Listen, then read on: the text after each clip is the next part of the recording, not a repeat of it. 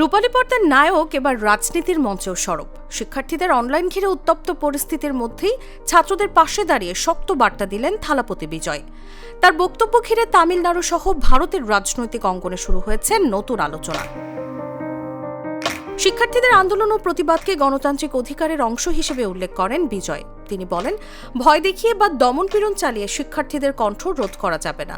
যারা শিক্ষার্থীদের ন্যায্য দাবিকে উপেক্ষা করবে তাদের জনগণের জবাবের মুখোমুখি হতে হবে বলেও সতর্ক করেন তিনি। অভিনেতা থেকে রাজনীতিক, এই নতুন ভূমিকায় বিজয় ইতোমধ্যেই তামিল রাজনীতিতে আলোচনার কেন্দ্রে। শিক্ষার্থীদের প্রতি তার প্রকাশ্য সমর্থন রাজনৈতিক অঙ্গনেও নতুন মাত্রা যোগ করেছে। বিশ্লেষকদের মতে তরুণ ভোটারদের কাছেও এই বার্তা ইতিবাচক প্রভাব ফেলতে পারে।